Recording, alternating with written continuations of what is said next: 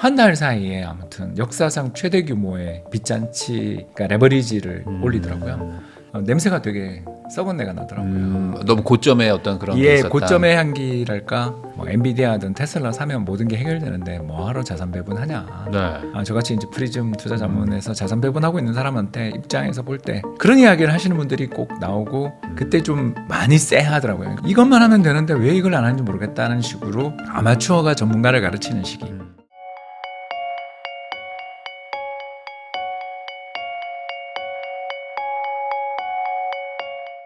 안녕하세요. 부익남TV의 부익남입니다. 요즘 하루가 멀다 하고 새로운 뉴스가 막 쏟아지고 있는데 그러다 보니까 이제 뭐 주식, 뭐 금, 부동산 뭐 할 거 없이 뭐 다들 지금 뭐 왔다 갔다 하고 있는 상황입니다. 그래서 이런 여러 분야를 또 한 방에 정리해 줄 분을 모셨습니다. 오늘 이제 32년 차 이코노미스트이신 홍춘욱 박사님 모시고 최근 뭐 국제 정세부터 또 지금 어떤 곳에 투자를 해야 되는지 여러 가지 이야기 나눠보겠습니다. 박사님 안녕하세요. 네, 안녕하세요. 오래간만입니다. 네, 또 이게 그 채널 저희 채널 나오시기 전에 한 1월 뭐 그때 연초 때쯤에 뭐 지금 좀 약간 고점이 좀 느껴지기 때문에 뭐 다른 데로 좀 옮겨야 된다. 예. 뭐 금이나 뭐 아니면 뭐 국내 주식, 뭐 인도 뭐 이런 쪽으로 좀 중국 이런 데로 가야 된다. 얘기를 좀 해주셨었는데 그때 분위기 안 좋았었다고. 예, 욕 네. 많이 먹었죠. 근데 사실 이게 지나고 나서 보면은 또 그때 나왔던 게 좀 괜찮았던 결과였을 수도 있잖아요. 미국 주식 그때 막 한창 엄청 뜨거웠을 때. 예, 그때 테슬라 뭐 저 천 달러 간다고 그러고, $1,000 간다고 그리고 그러고. 그 트럼프 일가부치들이 뭐 이상한 코인 만드는데 네. 다 그 특히 취임 앞두고 난리도 안 나는 거 보고서 냄새가 되게 썩은 내가 나더라고요. 너무 고점의 어떤 그런 게 예, 있었다. 고점의 향기랄까. 그런 게 좀 나서 그때 이제 그 제가 추천했는 상품들이 다 오른 건 아니고요. 네. 그때 이제 둘 다 사라라는 쪽으로 말씀을 드렸는데 하나는 금을 사든가 아니면 미국 리츠 그러니까 둘 다를 사라라고 조언을 했었어요. 네. 그러니까 미국 리츠를 조언했던 이유는 이제 이 사람이 가장 그 자기의 제일 많은 돈이 모여 있는 데가 부동산이니까. 그러니까 트럼프의 어떤 심리를 보고 주식은 일단 재미없다고 봤고 그리고 네. 이제 두 번째가 금은 이 사람이 달러의 가치를 파괴하려는 네. 그러니까 안 할 거라고 봤지만 그 리스크가 좀 있다. 네. 이 사람은 좀 달러가 강세가 된 게 나라를 망가뜨린다라고 잘못 생각을 하고 있기 때문에 그 과정에서 달러의 지위가 떨어뜨릴 경우에는 골드, 금이 네, 그렇죠. 제일 낫다. 그리고 또 달러 말고 다른 자산인 중국 주식이나 인도 주식 같은 그러니까 우리나라 주식도 그때는 나쁘지 않다고 봤고 그런 자산이 좀 유망하다고 봤죠. 그러면 그게 결국에 어떤 단기 고점 아니면은 그런 것들을 그런 거는 알고 한 건 아니고요. 네. 이제 멀지 않았다. 아. 왜 그러냐면 그때 이제 제가 여러 가지 지표들을 좀 많이 보고 있는데 네. 그때 이제 가장 많이 나오는 이야기가 뭐 엔비디아든 테슬라 사면 모든 게 해결되는데 뭐하러 자산 배분하냐. 네. 저같이 이제 프리즘 투자 자문에서 자산 배분하고 있는 사람한테 입장에서 볼 때 그런 이야기를 하시는 분들이 꼭 나오고 고객들이 또 이탈도 좀 하고 그러시더라고요. 그때. 그때 좀 많이 쎄하더라고요. 그러니까 저는 이 업계 진짜 아까 32년 동안 일하면서 이것만 하면 되는데 왜 이걸 안 하는지 모르겠다는 식으로 아마추어가 전문가를 가르치는 시기. 그러니까 32년에 했으니까 저도 나름 전문가인데 저를 아마추어가 가르치는 시기가 오더라. 요즘에 이렇게 네. 그 워렌 버핏 막 욕 먹듯이 막 예, 그런 거잖아요. 그렇죠. 그런 네, 거죠. 예, 그래서 이제 워런 버핏을 욕보이는 포스팅이 나오면 이게 또 고점이다라고 많이들 이야기하는데 네. 그때 뭐 어김없이 나왔죠. 그런 걸 보면서 야 이게 싸하죠. 그러니까 저는 뭐 딴 건 모르겠는데 후각은 좀 있으니까 이게 이 업계에 오래 있으니까 네. 후각은 좀 느껴져서 이거 조심하자. 네. 그리고 저희 특히 프리즘의 이제 포트폴리오에서는 금을 좀 많이 넣고 있었는데 또 그 금도 2월에 그때 막 그렇죠. 온스당 60만 원 가고 그럴 때 이제 또 금도 좀 팔아서 현금 들고 있다가 이제 4월 초에 그때 한국 증시, 미국 증시 고점에서 한 15% 20% 빠질 때 그때 나스닥은 20% 넘게 빠졌죠. 그때 이제 또 저가 매수는 했어요. 근데 다 사지는 못했다. 그러니까 결국에는 이 무서워서. 뭐 고점이든 뭐 이렇게 단기 뭐 저점이든 이런 것들을 어느 정도 경향성을 가지고 판단할 수 있다는 있어요. 거잖아요. 예, 그게 100% 확률이면 제가 엄청난 부자가 될 텐데 그렇지는 않고 한 70% 60% 정도 그러니까 5대 5는 아닌 정도의 확률로 냄새를 좀 이제 언젠가부터 맡게 된 것 같아요. 그럼 그게 어떤 뭐 신호 뭐 이런 예, 게 그렇죠. 몇 개 예. 있을까요? 뭐 예시를 예를 해주시면 대표적인 좋을 것 게 그 빚지고 투자하는 B2죠. 같아요. 네. 예, 그것 때문에 이제 저는 미국 증시를 되게 부정적으로 보기 시작했고 그때부터 이제 계속 미국의 마진 뎁 이게 뭐냐면 이제 빚내서 투자하는 거. 우리나라도 뭐 무슨 론 이런 거 나오잖아요. 네, 그러면 네. 1억 있으면 3억 빌릴 수 있어요. 막 보시 그 광고 엄청 나오죠. 네, 케이블 네. TV에. 그런 광고에 나오는 것처럼 자기 돈 미처는 한 1억 정도 있는데 그 돈의 한 3배나 4배를 빌려서 투자하는 걸 그 증권사에서 빌리는 마진 뭐 거래 또는 주식담보대출 이렇게 이제 부르거든요. 그게 이제 미국에서는 마진 뎁인데 이게 11월 달 한 달에만 1,000억 불 정도 늘더라고요. 1,000억 불. 우리 돈으로 140조 네. 한 달에. 근데 그게 그러면은 개인들이 하는 거예요? 그렇죠. 대부분 개인이죠. 그러면 기관들끼리는 이제 또 그 금융시장이 따로 있잖아요. 음. 근데 그 시장에서 개인들이 엄청나게 들어오는데 그때 11월에 뭐가 있었냐면 대통령 선거. 그렇죠. 그때 그래서 뭐 이제 엄청났죠. 트럼프가 되면 뭐 특히 코인잠 온다. 네. 전 테슬라가 된다. 그리고 또 테슬라의 멀론 머스크가 닷지 장구한다고 막 이러면서 이제 그때부터 불타오르며 한 달 사이에 아무튼 역사상 최대 규모의 빚잔치, 그러니까 레버리지를 올리더라고요. 근데 그걸 보고서 너무 무서운데 네. 그해 연말쯤 됐는데 더 올라온 거예요.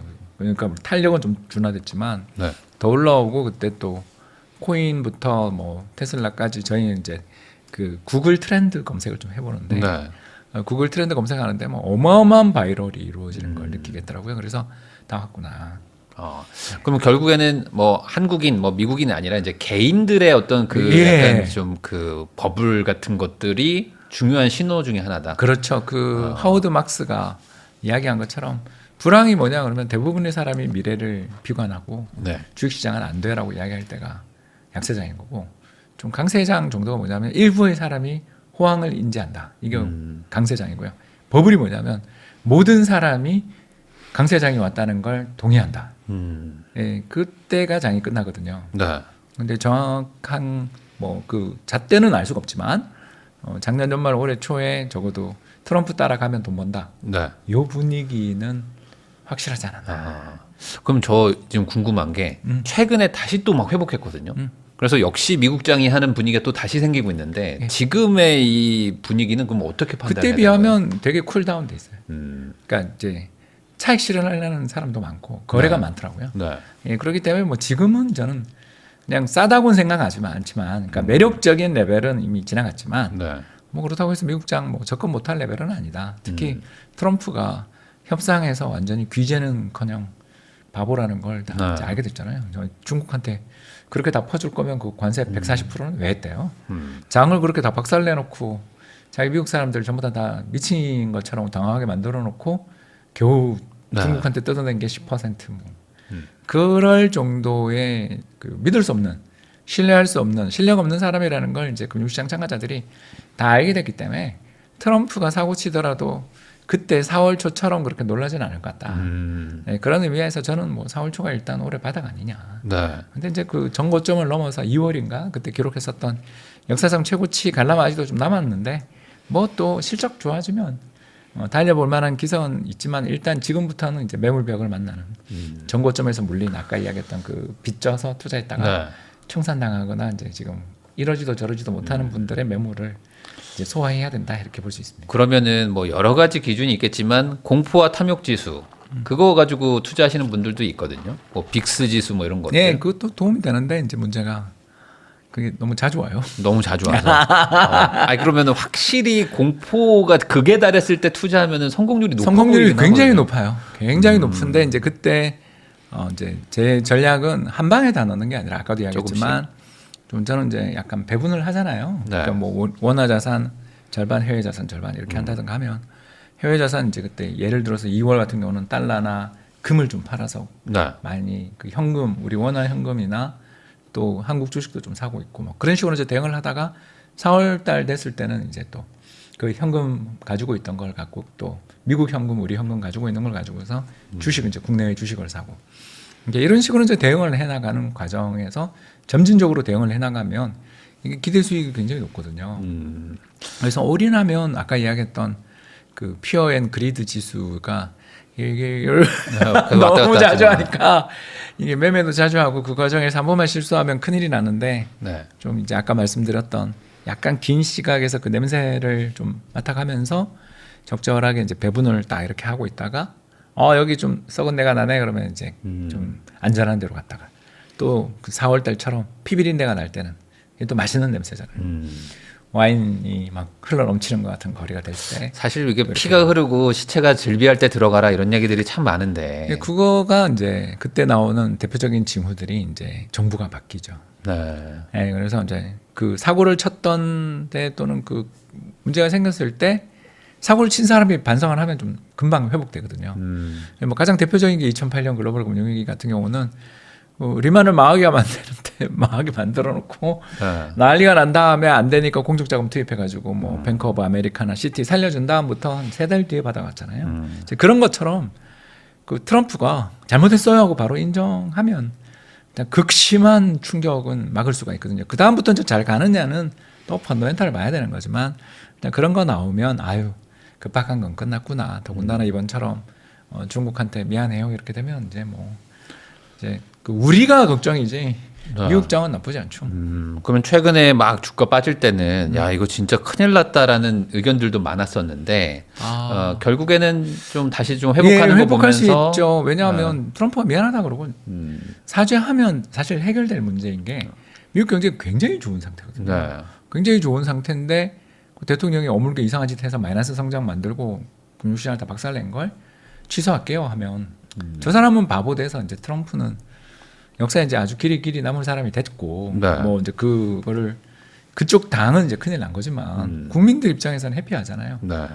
그래서 뭐 나쁘지는 않다. 그러니까 이 사람이 사고를 또 치겠지만 그 충격이 4월 4일만 하지는 않지 않겠냐.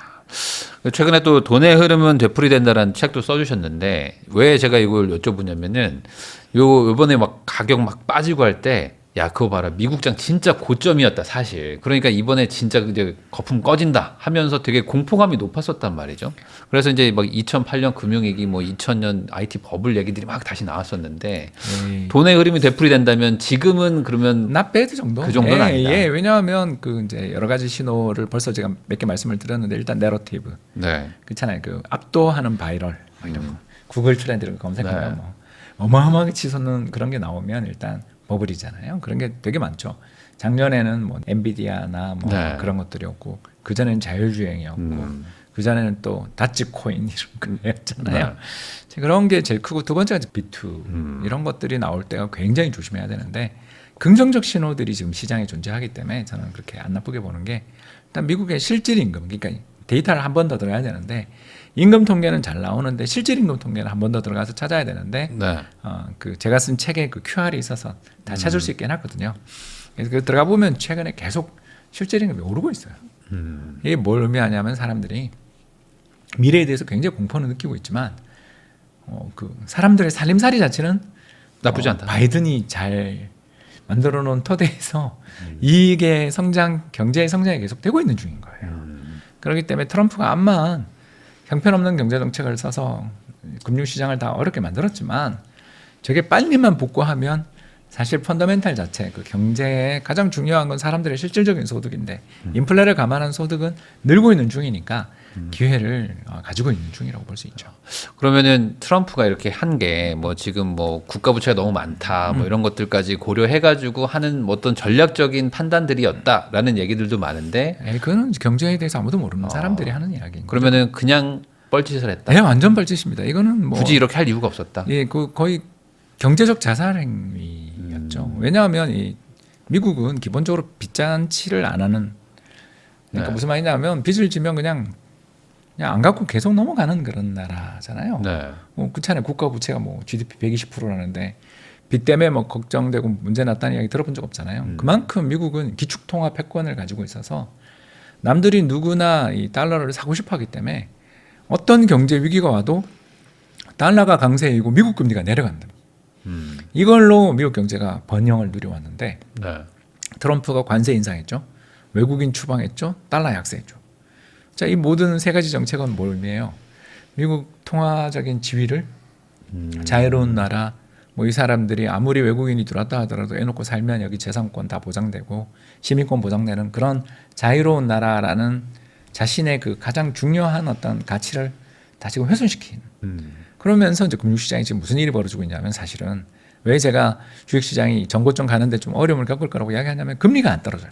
네. 옛날에는 이렇게 금융시장이 흔들리면 미국 금리가 뚝뚝 떨어졌는데 요새 미국 금리가 계속 올라. 네. 왜?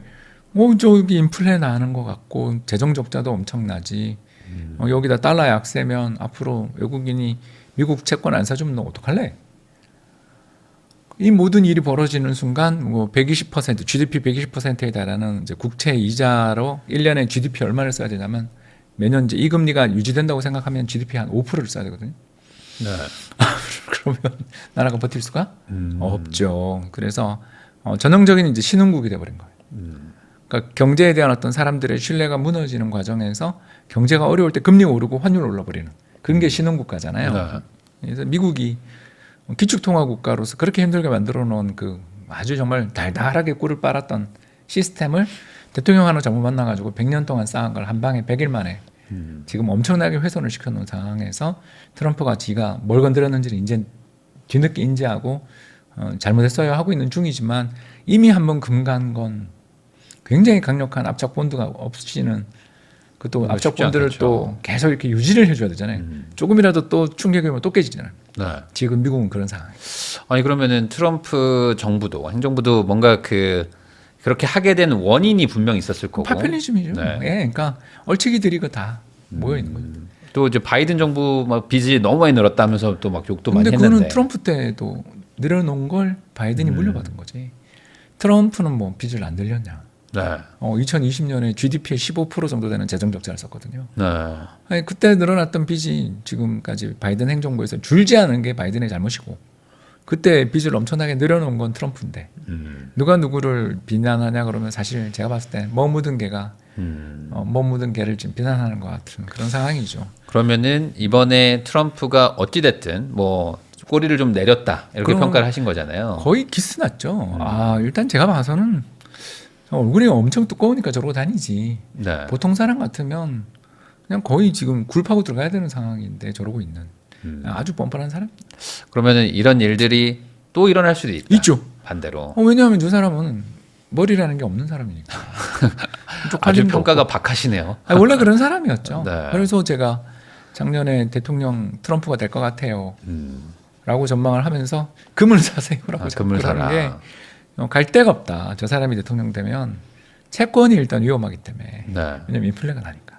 그래서 미국 국채를 사라고 그럴 수는 없으니까 할 수 없이 미국 트럼프가 제일 좋아하는 자산인 부동산 리츠 아니면 금을 사라고 밖에 말을 못하는 게 그만큼 그 사람의 정책 2017년부터 2020년 사이에 그 사람이 대통령 할 때 제가 애널리스트 생활을 하고 있었으니까 네. 지긋지긋하게 당했죠. 그러고도 그 사람의 정체를 모른다? 나 공부 안 한 거죠.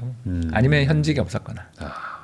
그러면은 지금의 금 강세는 어찌됐든 간에 달러 약세에 더 갈 대한 가능성이 있어요. 공포감, 예. 우려 이런 것들. 특히 트럼프가 또 사고 칠 수 있다는. 트럼프는 왜 이렇게 약달러로 가려고 하는 건가요? 일단 뭐 해외에 나가 있는 공장들을 미국으로 끌어들이려면 미국 제조업 경쟁력을 강화시키기 위해서는 그 달러를 약세로 만들어서 가격 경쟁력을 만들어야 된다라는 그런 아주 단순 논리. 네. 피터 나바로가 이제 제공해주는 그 제공 논리인데 이제 그 전에 금리 올라서 국가 재정 파탄 나는 거 생각을 못하는 아주 그냥 그러니까 단세포인 거죠. 네. 그러니까 뭐 논리가 뭐 단순하게 보면 맞지만 복잡하게 해석을 해보면 그러니까 그때부터는 뭐 삐걱삐걱하는 거군요. 삐걱하는 거죠. 우리라고 해서 미국의 공장을 짓기 싫어서 안 지은 게 아니라 네. 미국의 공장을 안 짓는 이유가 세 가지나 있기 때문에 안 짓는 거거든요. 그걸 트럼프는 잘 모르는 거죠. 일단 첫 번째가 나 혼자만 덜렁 간다고 공장이 돌아갈 수 있냐. 네. 부품이나 뭐 각종 생산 라인들이 다 가야 되는데 이건 지금 예를 들어서 방갈로르, 인도의 방갈로르라든가 베트남의 하노이라든가 아니면 중국의 선전 같은 데는 수만 개의 기업들이 거기서 아사리판 내면서 경쟁을 하면서 수많은 부품들이 다 공급이 되고 있으니까 굉장히 경쟁이 치열한 곳에서 거대한 어떤 생산망이 있어서 네. 그걸로 이제 사람들이 생산하는 건데 그게 되냐? 두 번째가 숙련된 노동자를 만드는 게 얼마나 어려운가? 농사 짓던 사람들을 중국이나 인도나 베트남이나 다 데리고 가서 산업국가 만드는 게 쉬운 일이었냐? 수십 년 걸려서 기술 있는 그리고 규율을 갖춘 네. 그런 노동력들을 만들었다. 이게 다 가능했던 건 그 세 나라 모두 다 죄송합니다만 뭐 찢어지게 가난했기 때문에 그 힘든 일을 참고 일하다 보니 10년 지나고 20년 지나고 뭐 이러면서 장인이 된 거잖아요. 미국은 그렇게 부유한데 네. 누가 그 힘든 일을 할 것인가? 그러니까 임금 많이 준다고 가냐 이거죠. 그러니까요. 우리만 해도 뭐 대표적인 사례들이 우리나라도 너무 많잖아요. 지방에 좋은 일자리 있다 가라 그래도 안 가잖아요. 왜? 삶의 라이프 스타일에 대한 어떤 문제 그리고 서울을 비롯한 수도권 지역에 존재하는 거대한 이성풀 그렇지 않습니까? 마지막 세 번째는 취업의 계단을 넘어서서 이렇게 더 좋은 자리, 더 사회적 지위가 좋은 자리로 올라갈 수 있는 상방 이동의 어떤 매력 이런 것들을 보고 사람들이 판단을 하는 거 아니겠어요? 노동시장이라는 게 다 그렇게 돌아가는 거지. 네. 근데 미국은 셋 다 없는데 더군다나 우리보다 1인당 국민소득이 2배가 많은데 그러니까. 누가 거기 가서 일하냐고요. 그러니까 이 문제를 해결할 수 있는 방법이라는 것은 사실 없는 거죠. 그러니까 우리가 이걸 보면 저는 전형적으로 마이클 조단이 떠오른다.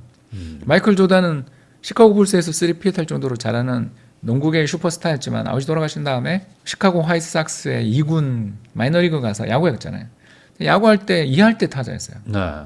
그러다가 다시 돌아와서 또 3피트 했죠. 이거에서 보는 것처럼 지가 잘하는 걸 해서 생산성을 키우고 지가 그 돈 번 걸로 부족한 걸 메우는 식의 거래를 해야지. 갑자기 마이클 조단이 야구하러 가는 거랑 지금 미국이 제조업하겠다는 게 뭐가 차이가 있냐. 그러니까 경제학에 대한 기본 지식이 전혀 없는 그런 사람인 거죠. 무식하면 용감하다.